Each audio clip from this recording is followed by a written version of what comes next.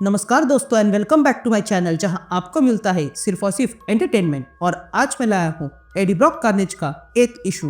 तो यार वीडियो पे नए हो तो वीडियो को लाइक कर देना और चैनल पे नए हो तो सब्सक्राइब कर देना। और साथ ही मेरे चैनल पे ज्वाइन बटन स्टार्ट हो गया है तो आप वहां से ज्वाइन कर सकते हो। और उसी के साथ अब आप मुझसे व्हाट्सएप पर जुड़ सकते हो जिसका लिंक मैं आपको डिस्क्रिप्शन में दे दूंगा। तो यार पिछले इशू में आपने देखा कि एडी ब्रॉक कमजोर पड़ गया था, लेकिन फिर कार्नेज ने उसके लिए एक शिकार ला दिया, जिसके बाद एडी में वापस ताकत आ गई। पर हर बार उसे एक लेडी दिखा देती है जो याद करने के लिए कह रही थी, इसलिए ये लेडी कौन है यह पता करने वो निकलता है।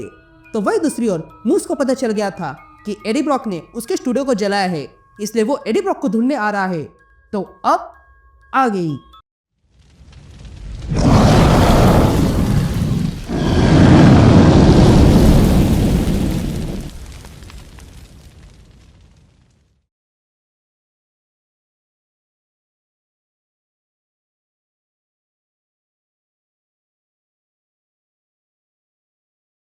ऑल राइट गैंग, तो इशू की शुरुआत में हम एडी ब्रॉक को देखते हैं जो एक सेकेंड हैंड कार खरीदने आया था। ये देखकर कार्नेज एडी से कहता है, एडी ये 50 साल पुरानी है, ये तो 1 माइल के बाद अपना दम तोड़ देगी। जिस पर एडी कहता है, मेरे लिए परफेक्ट है। तभी सेल्समैन वहां आता है, जिसे देखकर एडी कहता है, मुझे एक कार चाहिए। जिस पर वो सेल्समैन कहता है, यह बढ़िया है, तो मेरे साथ ऑफिस आ जाओ, कुछ पेपर वर्क है जो पूरा करना है। लेकिन तभी एडी उसे रोकता है और कहता है, नहीं, ये ऐसा नहीं करना है।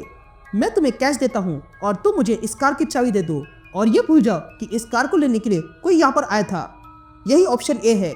ये बातें सुनकर वो सेल्समैन कहता है, मैं आपकी ऑफर को अप्रिशिएट करता हूँ, पर नियमों का पालन करना होगा। तो ऑप्शन बी क्या है? जिस पर एडी कहता है कि ऑप्शन बी वो है जो तुम्हें कभी पता नहीं करना चाहिए। ये कहती है एडी कुछ पैसे निकालता है। ये देखकर वो सेल्समैन मान जाता है और एडी को उस कार की चाबी देता है। तभी कार में बैठने से पहले एडी उस सेल्समैन से कहता है, एक और बात तुम किसी को नहीं बताओगे, और वो ये है कि मैं यहाँ आया था। अगर बता तो ऑप्शन बी का सामना करना होगा। ये कहते ही कार्नेज बाहर आता है, जिसे देखकर वो सेल्समैन पूरी तरह डर गया था। तभी एडी वो कार लेकर वहां से चला जाता है। या वो सेल्समैन ये देखकर कहता है, मैंने किसी को कार नहीं बेची है और न ही पैसे लिए है। या एडी तेजी से कार चला रहा था। तभी कार्नेज एडी से कहता है, अब क्या ब्रॉक? जिस पर एडी कहता है, अपना मुंह बंद रखो कार्नेज और मुझे संभालने दो। फिर कुछ देर बाद हम एडी को देखते हैं जो कार तेजी से चलाते हुए टाउन के बाहर आ चुका था, और तब उसे कुछ दिखाई देता है, जिसे देखकर एडी कहता है, अब ये क्या है? ये कहते हम देखते हैं कि खून से सनी हुई पुलिस कार सामने से आ रही थी। तब एडी कहता है कि इस पर तो आर्ट किया गया है। जिस पर कार्नेज कहता है, मुझे नहीं लगता ये कुछ काम का है। ये कहते हम देखते हैं कि वो पुलिस कार असल में मूस चला रहा था, जो एडी को ढूंढने के चक्कर में टाउन के अंदर चला जाता है। तभी मूस कार तेजी से भगाते हुए टाउन के अंदर आ जाता है और बीच सड़क पे कार रोकता है और कहता है, एडी कहाँ पर हो तुम?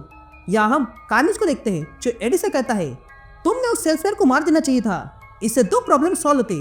पहला तो यह है कि तुम्हें पुलिस से छुटकारा मिल जाता, और दूसरा ये अग्नि किल के साथ रीसेट हो जाता। तुम्हें अगर तुम्हारी रियलिटी को एडजस्ट करना है तो तुम्हें किसी को मारना होगा, तो यही से क्यों नहीं? जिस पर एडी कहता है, ये मेरी रियलिटी कभी नहीं हो सकती है, और वैसे भी तुम एक बीमारी हो। ये सुनते ही कार्नेज अपना हाथ एडी के सर में घुसाता है और कहता है, ठीक है, मैं तुम्हें इस बीमारी से ठीक करता हूँ। इधर ये हो जाने के बाद एडी का बैलेंस बिगड़ जाता है और कार खाई में गिर जाती है। लेकिन फिर पता चलता है कि ये तो बस सपना था। तभी कार्नेज एडी से कहता है, तुम थक चुके हो, तुम्हें सो जाना चाहिए, मैं तब तक संभालता हूँ। जिस पर एडी कहता है कि अगर मैंने तुम्हें ड्राइव करने दिया तो तुम न जाने कितने लोगों को मार दोगे, इसलिए मैं ही चलाऊंगा। जिस पर कार्नेज कहता है, ठीक है, पर तुमने मुझे बीमारी कहा है और इसका तुम्हें जुर्माना भरना ही पड़ेगा।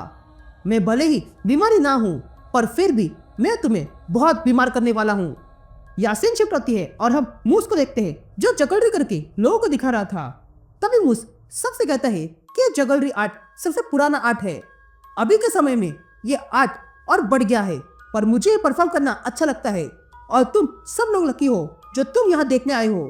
तुम सब लोगों ने देखा होगा कि मैंने अभी तक इस आर्ट के बदले तुम सबसे पैसे नहीं मांगे हैं, और मांगूंगा भी नहीं, क्योंकि मुझे पैसे नहीं कुछ और चाहिए। और मुझे यकीन है कि यहाँ से कोई तो होगा जो मुझे वो जानकारी दे सकता है जो मुझे चाहिए।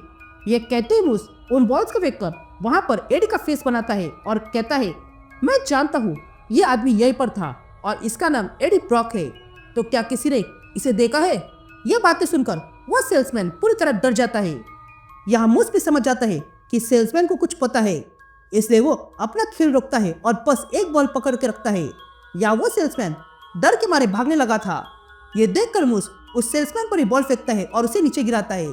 तभी वो सेल्समैन कहता है, प्लीज बताओ तुम चाहती क्या हो? जिस पर मूस कहता है, मुझे बस एडी ब्रॉक चाहिए। जिस पर वो सेल्समैन कहता है, वो यहाँ से जा चुका है, उसने कहा कि वो स्पोकन जा रहा है, तो वहां जाओ और मुझे अकेला छोड़ दो, मैं मरना डिजर्व नहीं करता हूँ।